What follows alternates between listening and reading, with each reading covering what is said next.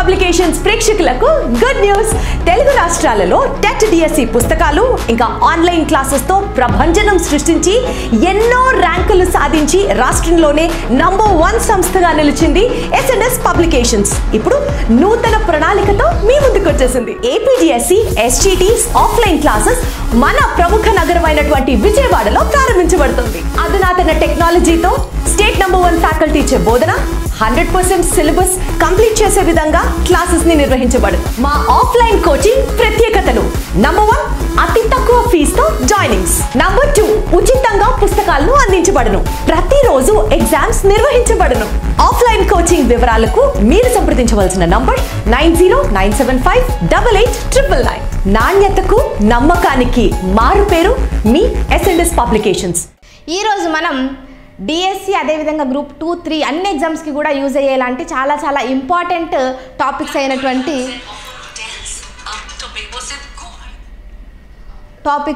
మనకి నదీ తీరంలో ఉండేటువంటి నగరాలు ఒకటి, అదేవిధంగా దేశాధినేతలకు సంబంధించిన క్వశ్చన్స్ చాలా ఎగ్జామ్స్లో అడుగుతున్నారు. ఇంకా ఎస్పెషల్లీ తెలంగాణ అభ్యర్థుల కోసం తెలంగాణ పథకాల మీద చాలామంది టాపిక్స్ చేయమని అడిగినారు. వాటి మీద కూడా మనం ఈరోజు క్లాస్లో డిస్కస్ చేద్దాము. రైట్. సో ఫస్ట్ మనకి ఇటీవల కాలంలో అంటే గత ఒక 8 months 9 months దాదాపుగా 1 year నుంచి వార్తల్లో ఉన్నటువంటి అధ్యక్షులకు సంబంధించి ఎవరైతే ఎన్నికైనారో కొత్తగా వాళ్ళకి సంబంధించినటువంటి డైరెక్ట్ పాయింట్స్ ఇట్లాంటివన్నీ కూడా ఎగ్జామ్లో అడుగుతున్నారు. సో ఒక్కసారి ఇటీవల కాలంలో ఉన్నటువంటి ఇటీవల ఎన్నికైనటువంటి అధ్యక్షుల గురించి ముందుగా చూద్దాం. రైట్. సో ఫస్ట్ మనకి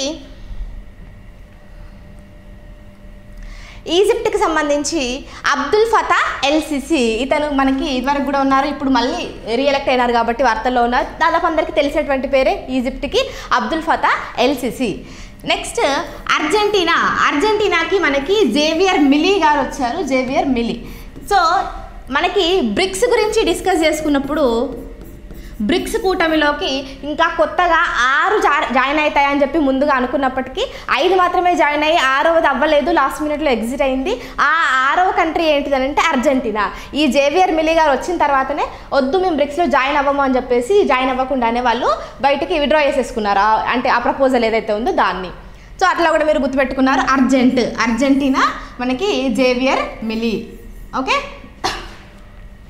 ఇది కంపల్సరీ ఇంపార్టెంట్ గుర్తుపెట్టుకోవాలి.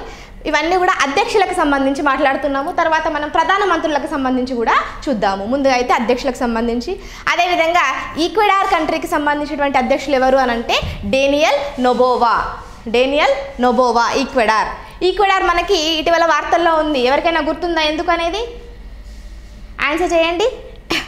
ఎస్, మనకి నెక్స్ట్ ఇంకా మాల్దీవులకు సంబంధించి చూసినట్టయితే మహమ్మద్ మైజు చైనాకి ప్రోగా ఉన్నారు అని చెప్పి ఇండియాకి కొంచెం వ్యతిరేకత ఏర్పడ్డటువంటిది మనకి మహమ్మద్ మైజు గారు వచ్చిన తర్వాతనే ఇటు మాల్దీవ్స్కి లక్షద్వీప్కి ఒక పెద్ద యుద్ధం లాంటిది జరిగింది, ఒక మాటల యుద్ధం అనేటువంటిది. దానివల్ల అక్కడ ఉన్నటువంటి మంత్రులు మన మోదీ గారి మీద కొన్ని మాటలు అనడము, మళ్ళీ మన వాళ్ళు అక్కడ ఉన్నటువంటి టూరిజంకి సంబంధించి అన్నీ కూడా బుక్ చేసుకున్నటువంటి టికెట్లు కూడా క్యాన్సిల్ చేసుకోవడం, ఇదంతా కూడా జరిగింది మనకి మహమ్మద్ మైజు వచ్చిన తర్వాత.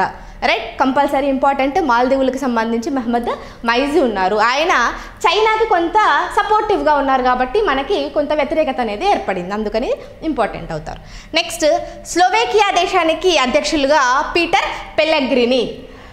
పెల్లెగ్రిని గారు ఉన్నారు. స్లోవేకియా చాలా చాలా ఇంపార్టెంట్. నెక్స్ట్ సింగపూర్కి థర్మన్ షణ్ముగరత్నం కంపల్సరీ. ఇవన్నీ డైరెక్ట్ బిట్స్ మనకి గత ఎగ్జామ్లో కూడా డైరెక్ట్గా ఈ పలానా కంట్రీకి ఇచ్చేసి ఇటీవల ఎన్నికైనటువంటి అధ్యక్షులు ఎవరు, లేదంటే ఇటీవల ఎన్నికైనటువంటి ప్రధానమంత్రి ఎవరు అని చెప్పేసి క్వశ్చన్స్ రావడం జరిగింది. రానున్నటువంటి ఎగ్జామ్లో కూడా మనం అది ట్రెండ్ ఎక్స్పెక్ట్ చేయవచ్చు. రైట్. సో ఇంగ్లీష్ మీడియం అభ్యర్థులకు కూడా జస్ట్ చూసుకోండి. ఇందులో మనకి పెద్దగా ఇంగ్లీష్ మీడియం అయినా తెలుగు మీడియం అయినా పెద్ద డిఫరెన్స్ ఏముండదు, నేమ్స్ ఇదే కాబట్టి ఎక్స్ప్లెయిన్ చేయడానికి ఏమీ లేదు, జస్ట్ చూసుకోండి. రైట్.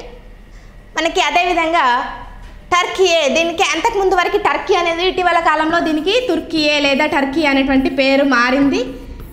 దీని యొక్క అధ్యక్షులుగా రెసెప్ తయ్యిప్ ఎర్డోగాన్ గారు ఉన్నారు. ఈరోజు ఇప్పుడు ఒక గంట క్రిందట మనకి రెసెప్ తయ్యిప్ ఎర్డోగాన్తో మన చైనీస్ జిన్పింగ్ కూడా మీట్ అయినారు. రైట్. సో అది కూడా వార్తల్లో ఉన్నారనమాట. తుర్కీ మనకి రెసెప్ తయ్యిప్ ఎర్డోగాన్.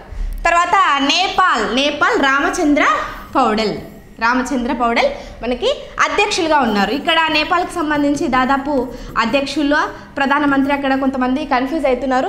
సో అధ్యక్షులు అయోధ్య అన్నట్టు గుర్తుపెట్టుకోండి. రామచంద్ర పౌడెల్. ఓకే, రాముడు అయోధ్యలో కదా ఉండేది. సో అధ్యక్షులు రామచంద్ర అట్లా గుర్తుపెట్టుకోండి నేపాల్కి సంబంధించి. రైట్. మరి ప్రైమ్ మినిస్టర్ ఎవరు నాకు కమెంట్ చేయండి. నెక్స్ట్ ఇండోనేషియాకి సంబంధించి ఇటీవల కాలంలో మనకి ఎన్నికైనటువంటి వ్యక్తి ప్రభోవో సుబియాంటో. ప్రజెంట్ జోకో విడోడానే ఉన్నారు. ఇంకా అయితే ఈయన ఎన్నికైనారు కానీ ఇంకా ఛార్జ్ తీసుకోవాలి, ఇంకా టైం ఉందనుకుంటా ఈయనకి ఛార్జ్ తీసుకోవడానికి. కానీ ఆల్రెడీ ఎలక్ట్ అయినటువంటి వ్యక్తి ప్రభోవో సుబియాంటో. మనకి ఎగ్జామ్లో అడిగితే ఇండోనేషియాకి ఇటీవల అధ్యక్ష పదవికి ఎన్నికైనటువంటి వ్యక్తి ఎవరు అని అడుగుతారు. ప్రభోవో సుబియాంటో అని ఆన్సర్ చేయాల్సి ఉంటుంది. రైట్. నెక్స్ట్ పాలస్తీనాకి సంబంధించి మనకి మీకు ఆ రోజు క్లాస్లో చెప్పినప్పుడు కూడా చూసాము.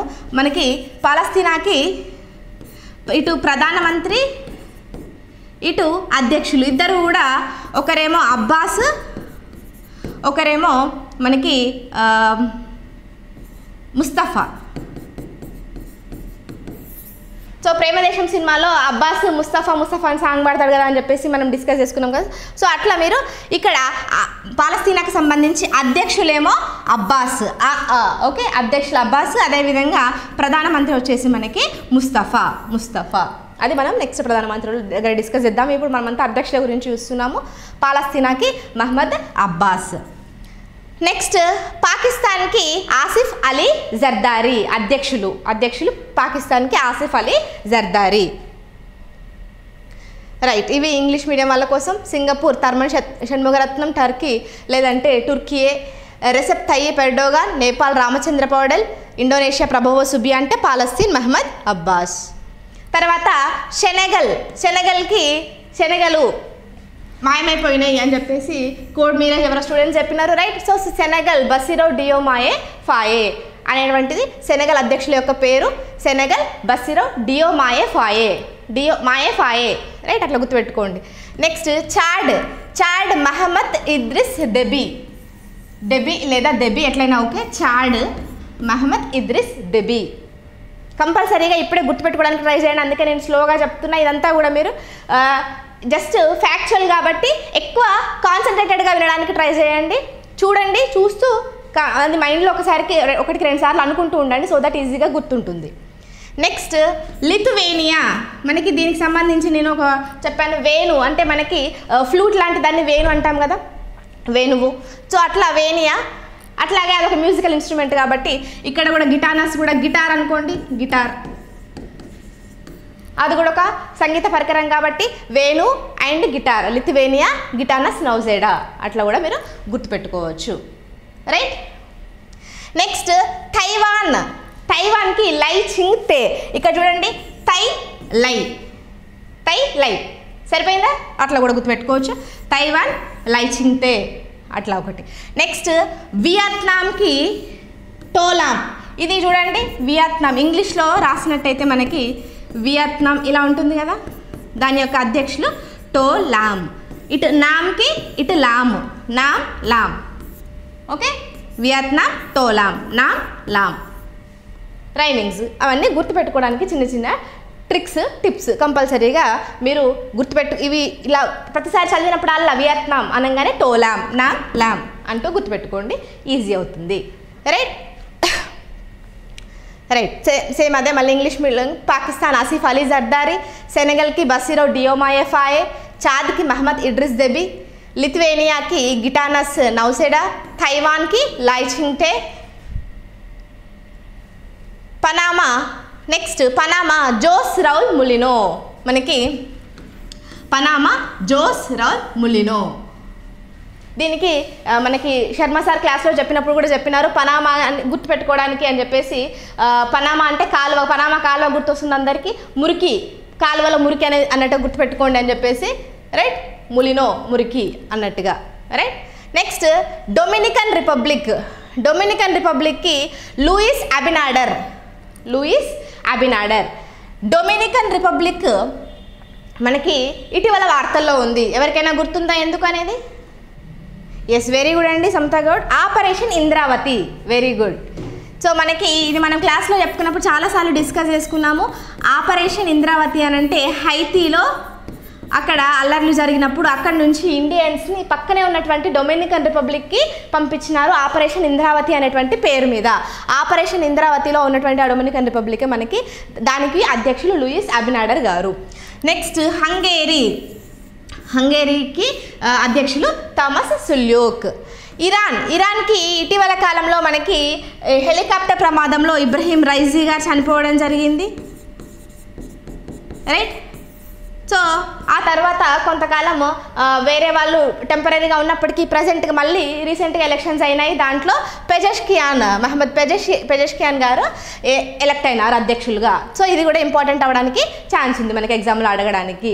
ఈయన ఇబ్రహీం రైజీ గారు చనిపోయినారు కాబట్టి ఆయన ప్లేస్లో అయినటువంటి ఎలక్షన్స్లో ఇప్పుడు కొత్తగా మనకి పెజెష్కియాన్ గారు రావడం జరిగింది, ఎలక్ట్ అవ్వడం, రైట్. ఇందాకటిదే Vietnam To Lam Lam and Panama Mulino. Dominican రిపబ్లిక్కి Luis Abinader. Hungary Tamas Sulyok, ఇరాన్కి పెజెష్కియాన్, రైట్. అవి మనకి వాళ్ళకి సంబంధించి 1 సెకండ్ అండి, రైట్.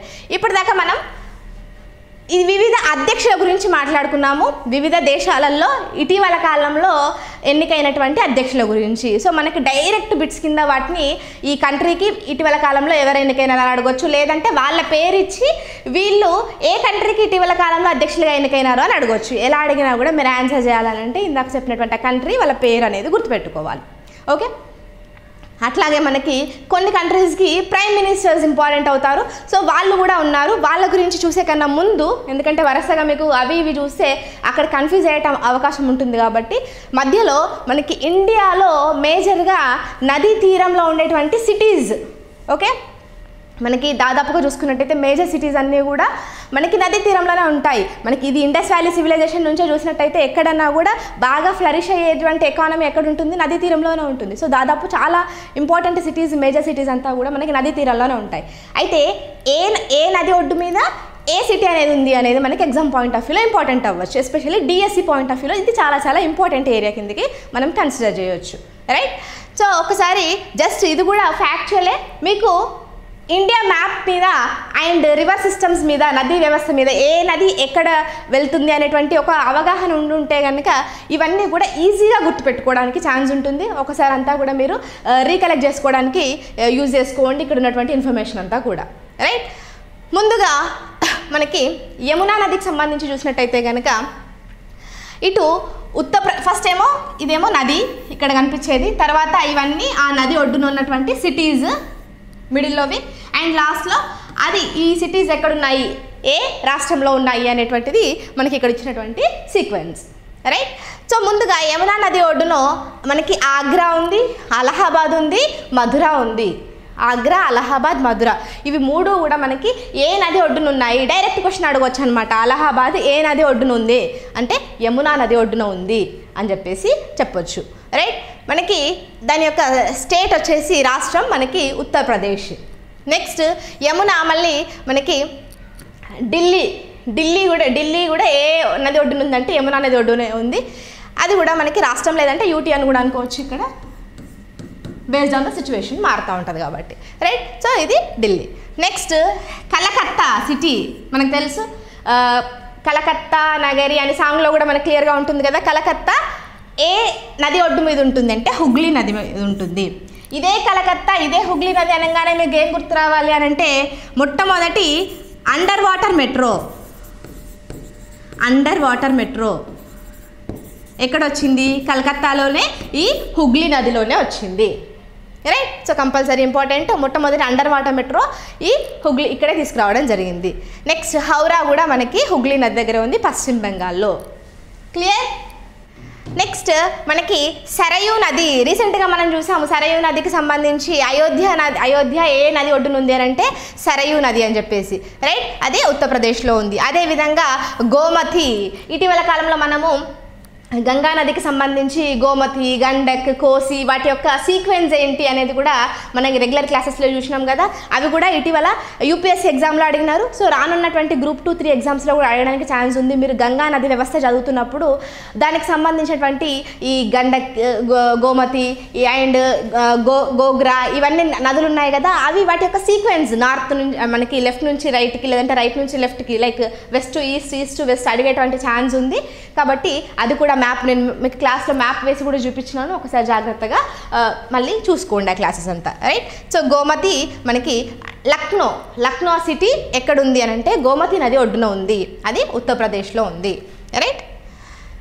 నెక్స్ట్ దిబ్రూగర్, గౌహతి. మనకి ఇక్కడ ఈజీగా చెప్పొచ్చు ఇది, ఎందుకనంటే మనకి నార్త్ ఈస్ట్ స్టేట్లో మేజర్గా ఉన్నటువంటి నది బ్రహ్మపుత్ర కాబట్టి ఈ గౌహతి అనేది అస్సాంలో ఉంటుంది.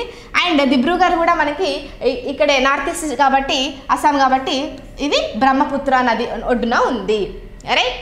అదేవిధంగా మీకు గౌహతి అనగానే చాలా అంశాలు గుర్తు రావచ్చు. ఐఐటి గౌహతి వాళ్ళు ఇటీవల కాలంలో ఒక ఎలక్షన్కి సంబంధించి ఒక జేసీ వార్తల్లోకి వచ్చారు, గుర్తుందా? అది ఆన్సర్ చేయండి.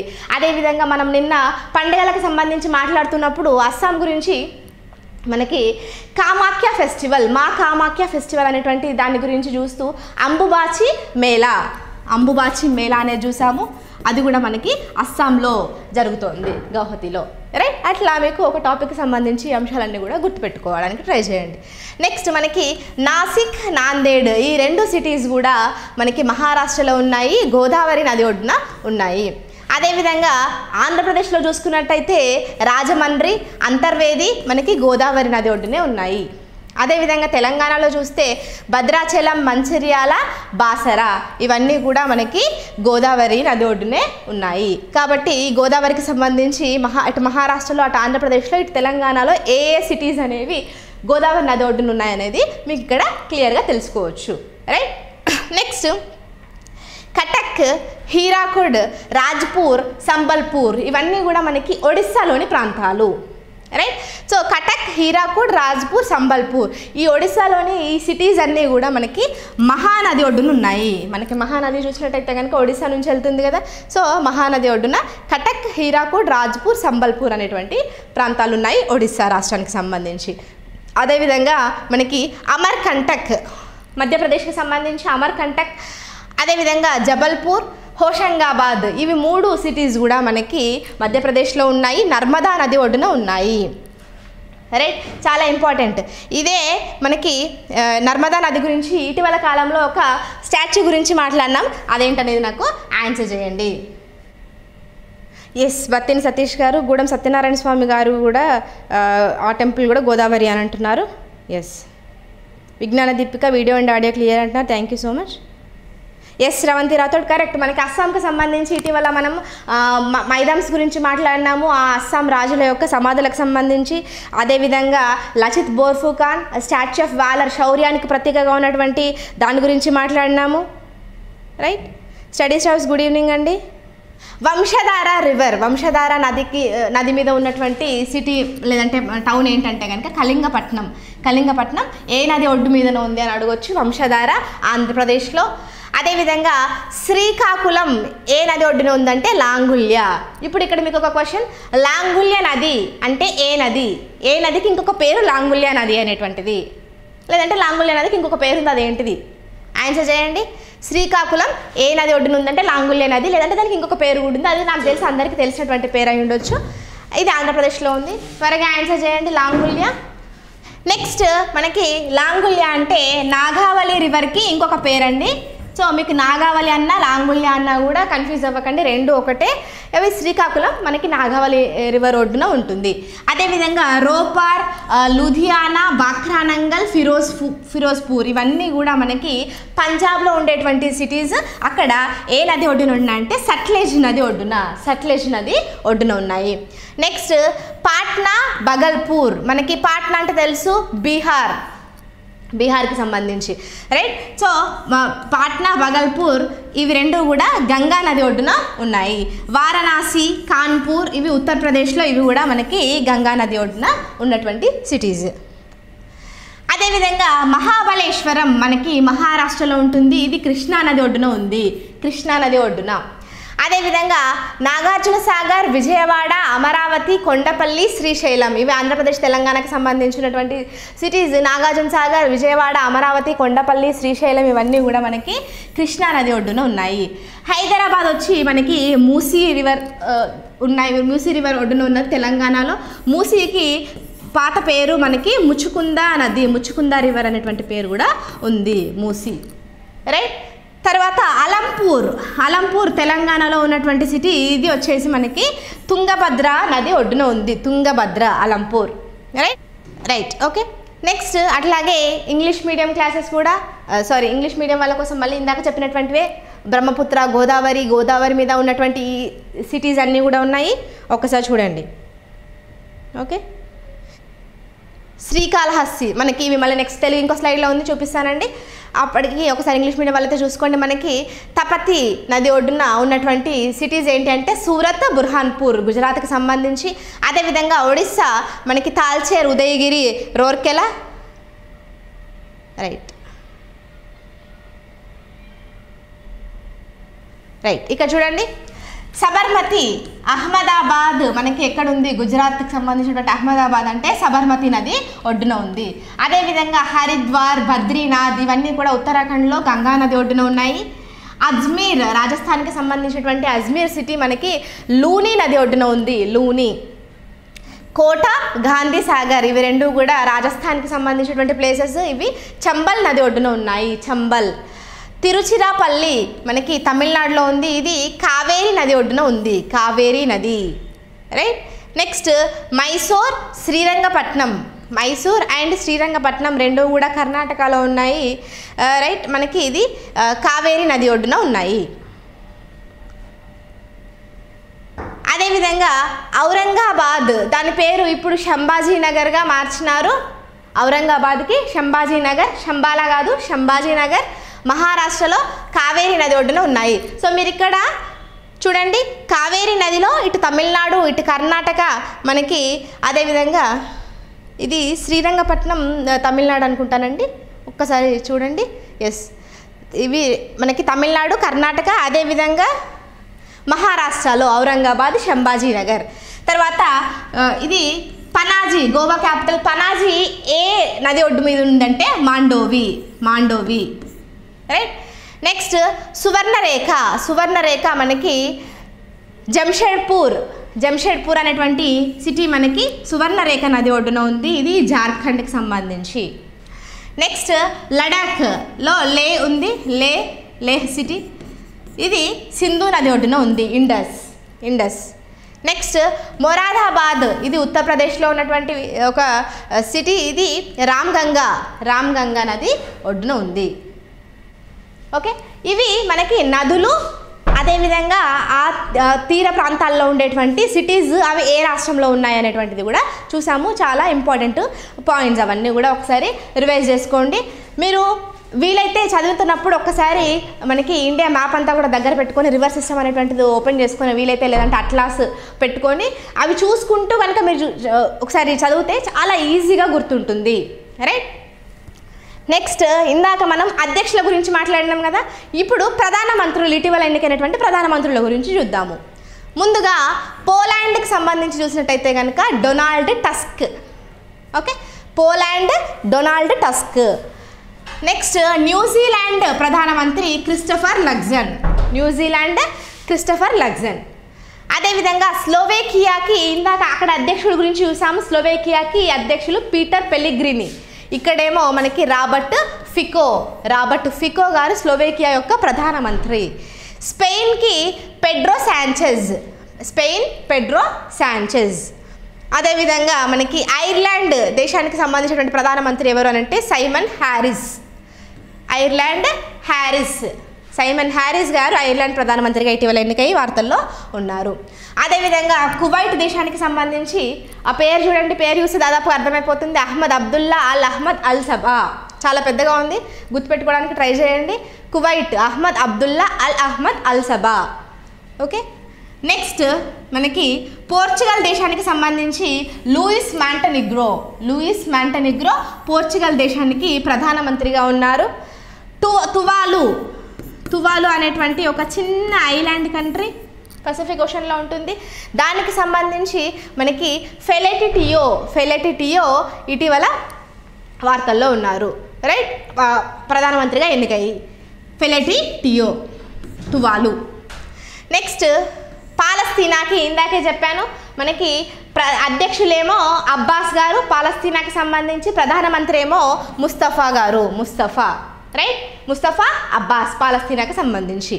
నెక్స్ట్ పాకిస్తాన్కి మనకి అధ్యక్షులేమో ఆసిఫ్ అలీ జర్దార్ గారు చూసాము, ఇక్కడేమో మనకి షాబాజ్ షరీఫ్ వచ్చేసి ప్రధానమంత్రి ఉన్నారు, షాబాజ్ షరీఫ్.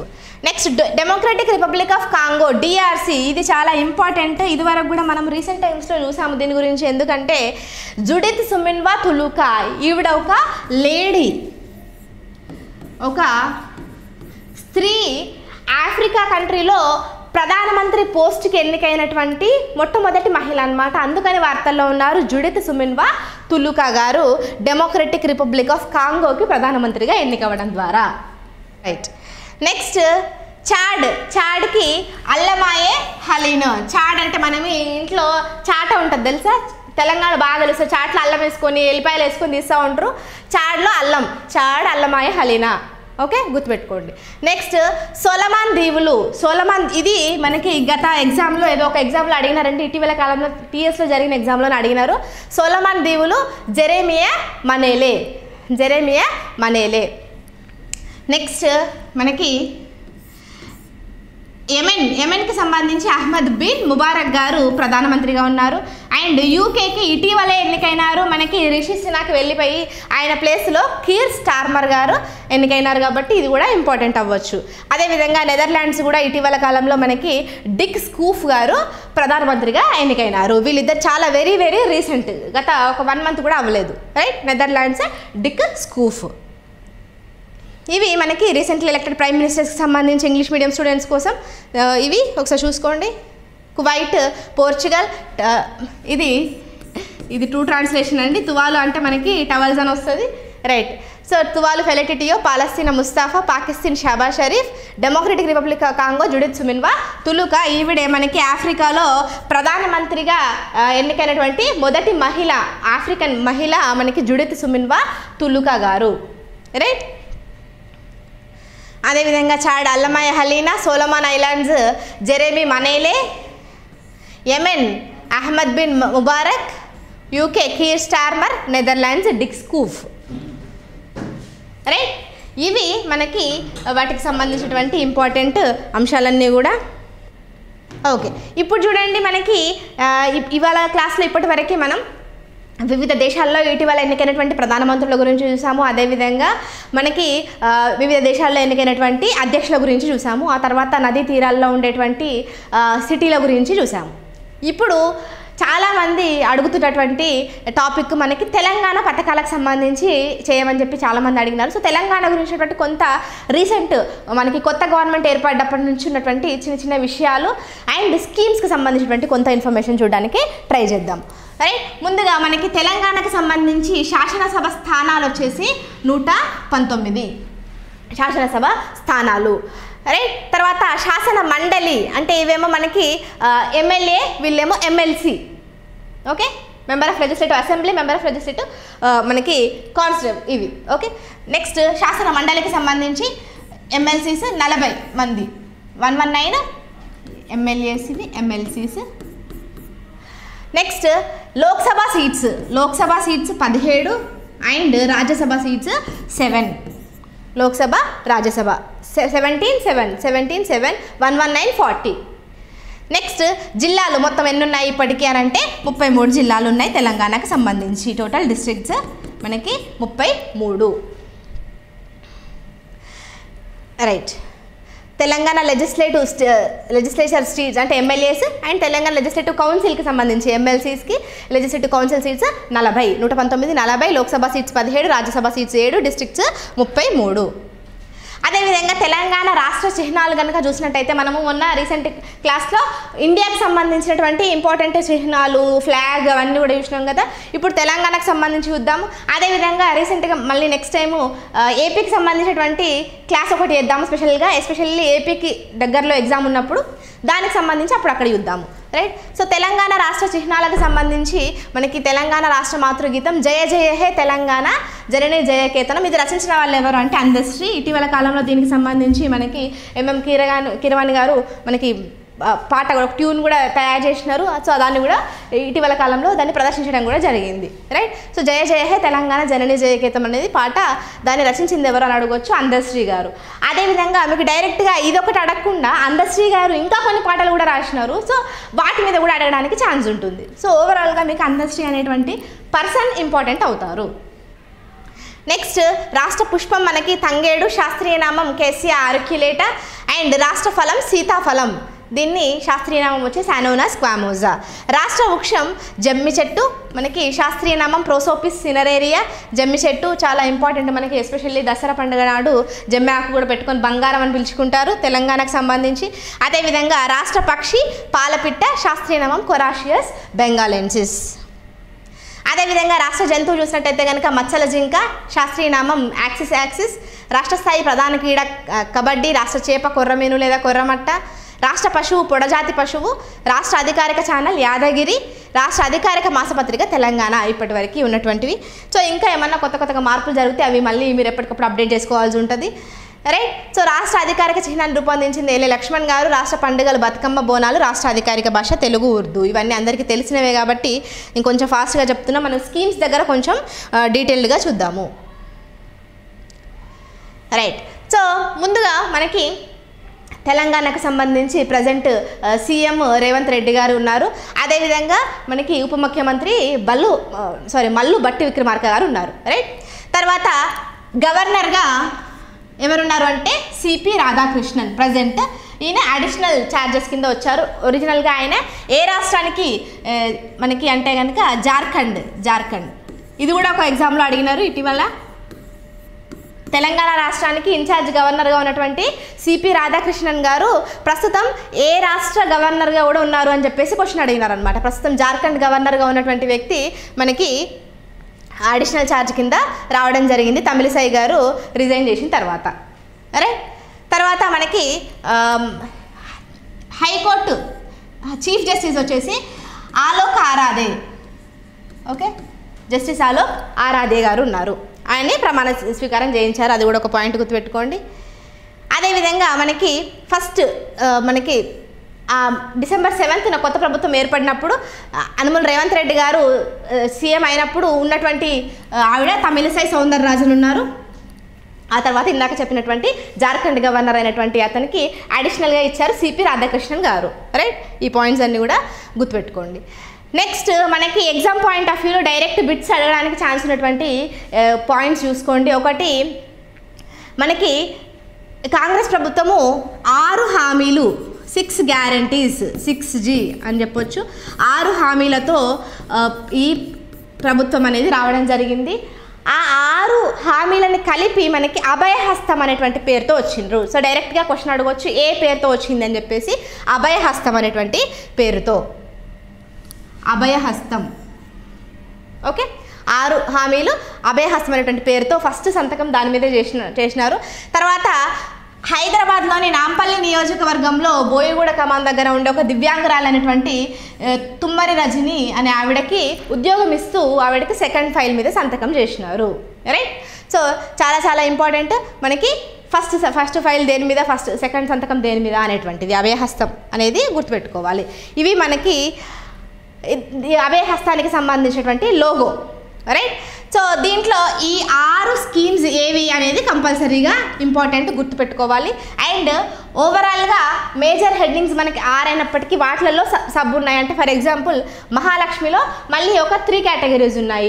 మహిళల కోసం మనకి 2500 రూపాయలు ఇచ్చేటువంటి ఆర్థిక సహాయం అందించేది ఒకటి, ఫ్రీ బస్ సదుపాయం ఒకటి, 500 రూపాయలకి గ్యాస్ సిలిండర్ అందించేది ఒకటి, ఇట్లా 3 ఉన్నాయి. అట్లా మనకి 6 మొత్తం ఓవరాల్గా ఉంటే దాంట్లో టోటల్గా మనకి సబ్ టోటల్ 13 ఉన్నాయి, ఓకే. అవన్నీ ఏంటనేది ఒకసారి ఇప్పుడు చూద్దాము.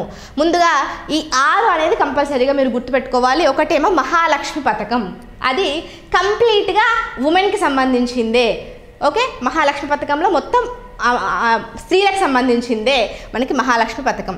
అదేవిధంగా గృహజ్యోతి అనేది ఇంటికి కరెంటుకి సంబంధించింది, ఉచిత విద్యుత్తుకు సంబంధించింది. తర్వాత యువ వికాసం, యూత్కి సంబంధించి వాళ్ళ యూత్ ఎడ్యుకేషన్కి సంబంధించింది యువ వికాసం.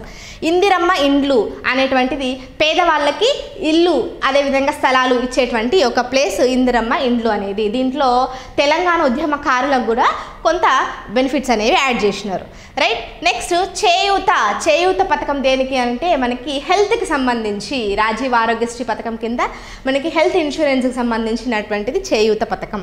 రైతు భరోసా రైతులకు సంబంధించి ప్రజెంట్ రైతు బంధు అని మీకు అందరికీ తెలిసిందే, అదే దాన్ని కొంత అమౌంట్ అండ్ డీటెయిల్స్ మార్చి రైతు భరోసా కింద తీసుకొచ్చినారు. సో వీటికి సంబంధించిన బేసిక్ పాయింట్స్ అయితే మీకు అందరికీ తెలుసు అండ్ 100% ఎగ్జామ్ పాయింట్ ఆఫ్ వ్యూలో మీకు క్లియర్గా తెలిసి ఉండాలి. మీరు రీసెంట్ ఎగ్జామ్స్ చూసినట్టయితే కనుక అందరికీ తెలిసిన పాయింట్స్ కాకుండా కొంత డెప్త్ అడుగుతున్నారు, కాబట్టి కొంచెం జాగ్రత్తగా చూసుకోండి. ఎస్, వేరే స్టేట్స్కి సంబంధించి కూడా చూద్దాము. ముందుగా ఇది మనకి 6 గ్యారంటీస్కి సంబంధించి చాలా ఇంపార్టెంట్ పాయింట్స్ చూసుకోండి. ఫస్ట్ మహాలక్ష్మి స్కీమ్లో మనకి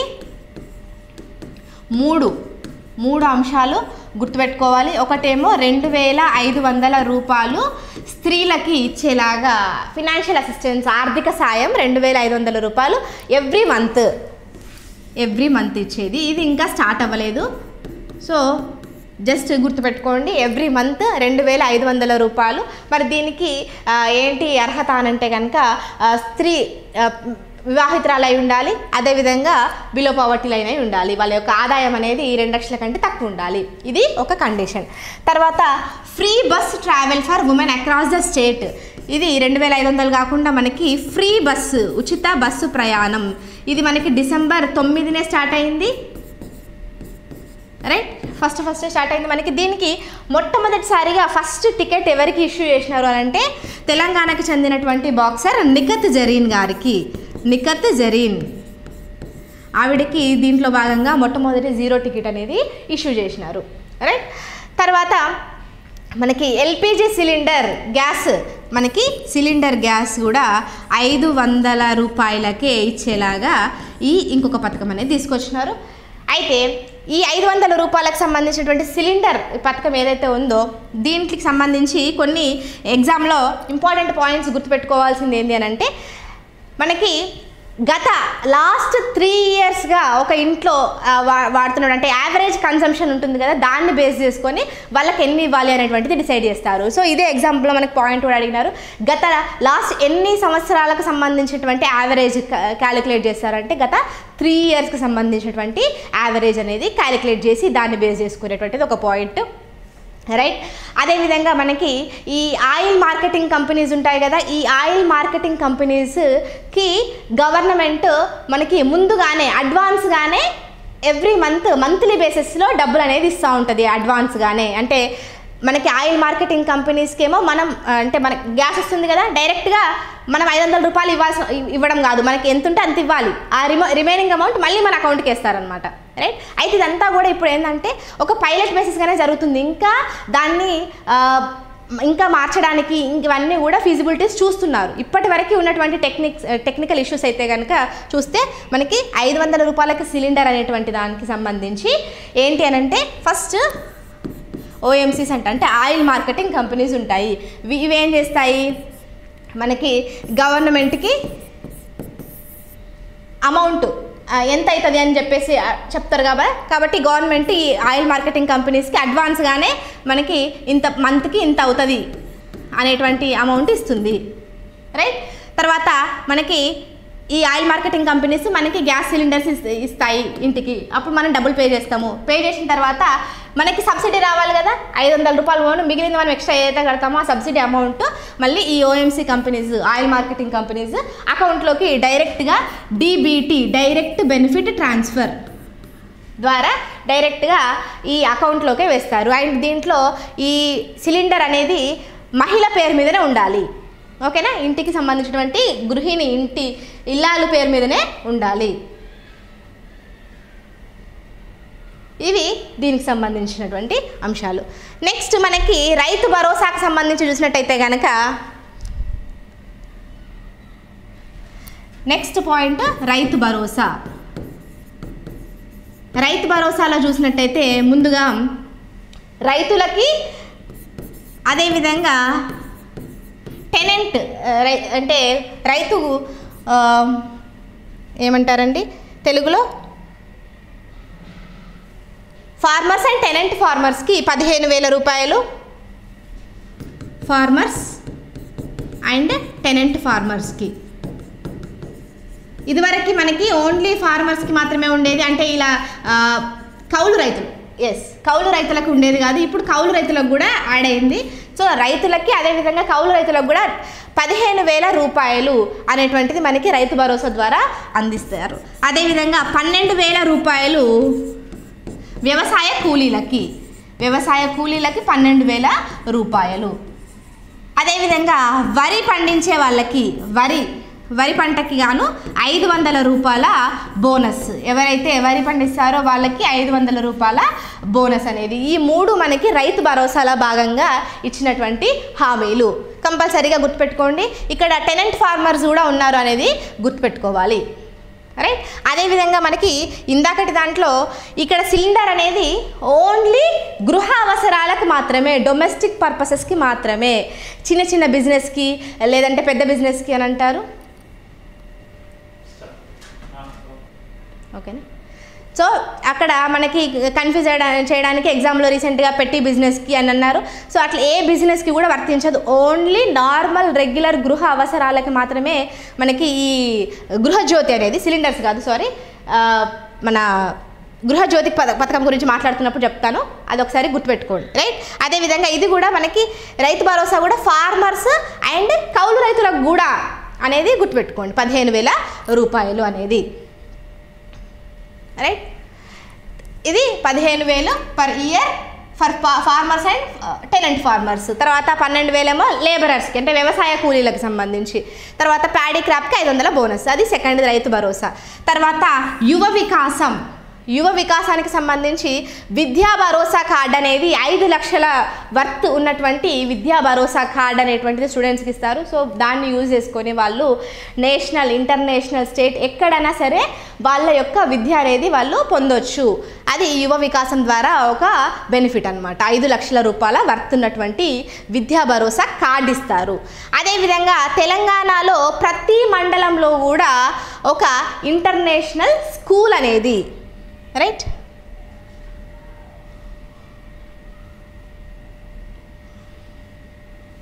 మనకి యువ వికాసానికి సంబంధించి చూసినట్టయితే 2 అంశాలు.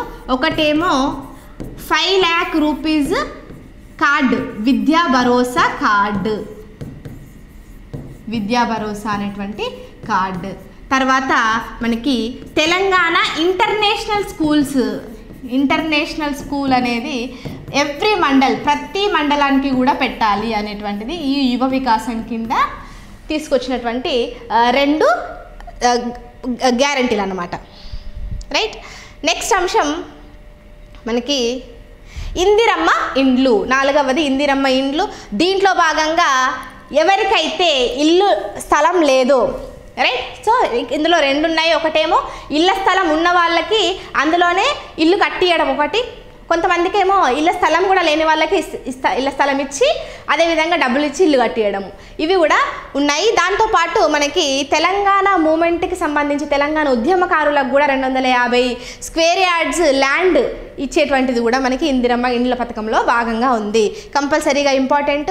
ఒకటేమో land for house and 5 lakh rupees for construction for those hood not have own house. సొంత హౌస్ ఎవరికైతే లేదో వాళ్ళకి ఇంటికి 5 లక్షలకి నిర్మాణానికి, అదేవిధంగా వాళ్ళకి భూమి లేకపోతే భూమి కూడా ఇచ్చేటువంటిది మనకి ఇందిరమ్మ ఇండ్ల పథకం ద్వారా. రైట్. అది కాకుండా తెలంగాణ మూమెంట్ యాక్టివిస్టులకి, తెలంగాణ ఉద్యమకారులకు ఎంత ఇస్తారు అని అంటే 250 స్క్వేర్ యార్డ్స్ ల్యాండ్ అనేది ఈ ఇందిరమ్మ ఇండ్ల పథకం కింద ఇస్తారు. ఈ పాయింట్స్ అన్ని ఇంపార్టెంట్, కంపల్సరీగా గుర్తుపెట్టుకోండి. నెక్స్ట్ మనకి గృహజ్యోతికి సంబంధించి 200 units of free electricity for every house hold. ప్రతి ఇంటికి ఎవరైతే 200 యూనిట్ల కంటే తక్కువ ఖర్చు పెట్టుకుంటారో విద్యుత్తు, వాళ్ళకి ఫ్రీగా మనకి 0 కరెంట్ బిల్ అనేది వస్తుంది, 0 పవర్ బిల్. ఓకేనా. ఇది కంపల్సరీగా ఓన్లీ డొమెస్టిక్ పర్పస్లో మాత్రమే, ఇంటి గృహ అవసరాలకు మాత్రమే, బిజినెస్లు కమర్షియల్ పర్పస్లో కాదు, కంప్లీట్గా ఓన్లీ డొమెస్టిక్ పర్పస్లో మాత్రమే ఉపయోగపడుతుంది ఈ గృహజ్యోతి అనేటువంటి పథకం. 200 యూనిట్ల ఫ్రీ ఉచిత విద్యుత్. ఒకవేళ కొంతమందికి ఎవరికన్నా 4-5 ఇల్లులు ఉంటే మరి ఎట్లా అంటే ఓన్లీ ఒక ఇంటికి మాత్రమే వర్తిస్తుంది, ఏదైనా ఒక ఇంటికి మాత్రమే. అట్లాగే అద్దె ఉన్న వాళ్ళు కూడా ఈ సదుపాయాన్ని ఉపయోగించుకోవచ్చు. కంపల్సరీగా గుర్తుపెట్టుకోండి, అద్దె ఉన్న వాళ్ళకు కూడా ఇది ఉంటుందా అంటే గృహజ్యోతి స్కీము. అద్దె ఉన్న వాళ్ళు కూడా 200 యూనిట్ల లోపు ఉపయోగించుకుంటూ వాళ్ళకి దానికి కావాల్సినటువంటి అర్హత, మనకి వైట్ రేషన్ కార్డు అనేటువంటిది ఉండి తెలంగాణ నివాసితులు అయి ఉంటే కనుక ఈ స్కీమ్ అనేది గృహజ్యోతి కూడా ఉంటుంది. రైట్. నెక్స్ట్ మనకి చేయూత స్కీము దేనికి సంబంధించింది అని అంటే హెల్త్కి సంబంధించింది, అదేవిధంగా కొన్ని పెన్షన్కి సంబంధించింది. దీంట్లో మనకి 4,000కి సంబంధించినటువంటి 4,000 రూపాయల పెన్షన్ అనేటువంటిది మనకి చేయూత పథకం కింద ఇవ్వడం జరుగుతుంది. అదేవిధంగా 10 లక్షల రూపాయల రాజీవ్ ఆరోగ్యశ్రీ బీమా అనేది మనకి ఇవ్వడం జరుగుతుంది. ఇవన్నీ వాటికి సంబంధించింది. ఒక్కసారి ఫాస్ట్గా ఇవి చూడండి. మనకి మొట్టమొదటిసారిగా సెప్టెంబర్ 15, 2023 తుక్కుగూడ బహిరంగ సభలో ఈ 6 హామీలకు సంబంధించి సోనియా గాంధీ గారు ఫస్ట్ టైం ప్రకటించారు. డైరెక్ట్ ఇంపార్టెంట్ ఎక్కడ అంటే తుక్కుగూడలో, ఇది రంగారెడ్డి డిస్టిక్లో ఉంది. అక్కడ మనకి సెప్టెంబర్ 17, 2023 అనౌన్స్ చేసినారు. తర్వాత లోగో వచ్చేసి ఇందాక చూసినటువంటి 6 అనే లోగో ఉంది కదా, దాన్ని 2023 డిసెంబర్ 27న స్టార్ట్ చేసినారు, ఆవిష్కరించారు. అదేవిధంగా ఈ 6 హామీల అమలు కోసం ఒక కమిటీని ఏర్పాటు చేసినారు. దానికి చైర్మన్గా బట్టి విక్రమార్క గారు ఉన్నారు. అదేవిధంగా అందులో సభ్యులుగా శ్రీధర్ బాబు గారు, పొంగులేటి శ్రీనివాసరావు గారు ఉన్నారు. ఓకే. నెక్స్ట్ ఇందాక మాట్లాడినటువంటి స్కీమ్స్లో ఆల్రెడీ ఏవైతే అయినాయో అవి ఏ డేట్లో స్టార్ట్ అయినాయి అనేటువంటిది ఒకసారి చూద్దాము. ముందుగా డిసెంబర్ 9, 2023లో ఫస్ట్ స్కీమ్ కింద మనకి మహాలక్ష్మి పథకంలో భాగమైనటువంటి ఉచిత మనకి బస్సు సౌకర్యం అనేటువంటిది స్టార్ట్ చేసినారు. దాంట్లో బాలికలకి, మహిళలకి మరియు ట్రాన్స్జెండర్స్కి కూడా, ఇంపార్టెంట్, ట్రాన్స్జెండర్స్ కూడా ఉన్నారు. అదేవిధంగా వీళ్ళకి మొదటి టికెట్ వచ్చేసి ప్రఖ్యాత బాక్సర్ నిఖత్ జరీన్ గారికి ఇవ్వడం జరిగింది. తర్వాత అదే డిసెంబర్ 9 రోజు ఇంకొక ప్రోగ్రామ్ కూడా స్టార్ట్ చేసినారు. రాజీవ్ ఆరోగ్యశ్రీ ప్రైవేటు మరియు ప్రభుత్వ ఆసుపత్రుల్లో ఉచిత చికిత్స 10 లక్షల రూపాయలు. అంతకుముందు 5 లక్షలు ఉండేది, దాన్ని ఇప్పుడు 10 లక్షలకు పెంచినారు బీమా అనేది రాజీవ్ ఆరోగ్యశ్రీ. ఇది చేయూత పథకం కిందకి వస్తుంది. రైట్. డిసెంబర్ 9లో స్టార్ట్ అయినటువంటి 2 ప్రోగ్రామ్స్ ఇవి. తర్వాత ఫిబ్రవరి 27, 2024లో మనకి 500 రూపాయలకి ఎల్పిజి గ్యాస్ సిలిండర్ అనేది సచివాలయంలో స్టార్ట్ చేసినారు. అదేవిధంగా గృహజ్యోతి స్కీమ్ కింద అద్దె కుటుంబాలు కూడా చేర్చబడ్డాయి. 200 యూనిట్ల ఉచిత కరెంటు అనేది ఇది కూడా మనకి ఫిబ్రవరి 27న స్టార్ట్ అయ్యింది. ఒకటేమో గ్యాస్ సిలిండర్ 500 రూపాయలకి, తర్వాత 200 యూనిట్ల వరకు గృహజ్యోతి అనేటువంటిది మనకి దీంట్లో. రైట్. నెక్స్ట్ మార్చ్ 11న మనకి స్టార్ట్ అయినటువంటి ప్రోగ్రామ్ ఇందిరమ్మ ఇళ్ళ పథకం అనేది ఎక్కడ భద్రాచలం అగ్రి మార్కెట్ యార్డ్లో ఇది స్టార్ట్ చేసినారు, ఇందిరమ్మ ఇళ్ళ పథకం అనేటువంటిది. అదేవిధంగా దీంట్లో భాగంగా మనకి ఓవరాల్గా 4.5 లక్షల ఇల్లు కట్టాలి అనేటువంటిది, దానికి 22,500 కోట్ల బడ్జెట్ని కేటాయించినారు. ప్రతి నియోజకవర్గంలో 3,500 ఇల్లులు కట్టాలి అనేటువంటిది దీంట్లో కింద భాగంగా పెట్టుకున్నారు. అయితే మనం ఇందాక చూసాము, ఇల్లు లేని వాళ్ళకి స్థలం ఇచ్చే వాళ్ళకి 5 లక్షల రూపాయలు ఇస్తాం ఇల్లు కన్స్ట్రక్షన్కి అని. కానీ ఎస్సీ ఎస్టీస్కి అయితే కనుక 6 lakhs, ఇది ఇంపార్టెంట్. మామూలు అయితే 5 lakhs, ఎస్సీ ఎస్టీస్కి అయితే కనుక 6 lakhs రూపీస్ ఇస్తారు. ఎవ్రీ ఇయర్ 4.5 lakhs హౌసెస్ టార్గెట్గా పెట్టుకున్నారు. So every year 4.5 lakhs houses అనేది నిర్మించాలి అనేది ఇందిరమ్మ ఇండ్ల పథకం కింద ఇది టార్గెట్ అనమాట. రైట్. ఇది ఇంగ్లీష్ మీడియం వాళ్ళ కోసం. అదేవిధంగా మనకి తెలంగాణ రాష్ట్ర మంత్రి మండలి చూసుకున్నట్టయితే కనుక ఇవి కూడా ఇంపార్టెంట్. కొన్నిసార్లు డైరెక్ట్ దేనికి ఏ మంత్రి అని చెప్పేసి అడుగుతారు. ఒకసారి కంపల్సరీగా స్క్రీన్ షాట్ తీసుకోండి, చూడండి, వీలైనంత వరకు నేర్చేసుకోండి దేనికి ఏ మంత్రి ఉన్నారు అని చెప్పేసి. అదేవిధంగా మనకి తెలంగాణకు సంబంధించి మొత్తం స్థానాలు 119 అయితే దీంట్లో వచ్చినటువంటి పార్టీస్కి మనకి రీసెంట్ ఎలక్షన్స్లో వచ్చినటువంటి స్థానాలు వాటి యొక్క ఓట్ల శాతం అనేది ఇచ్చిన జస్ట్ ఒకసారి గుర్తుపెట్టుకోవడానికి ట్రై చేయండి. రైట్. ఇవి ఈరోజు మన సంబంధించినటువంటి అంశాలండి.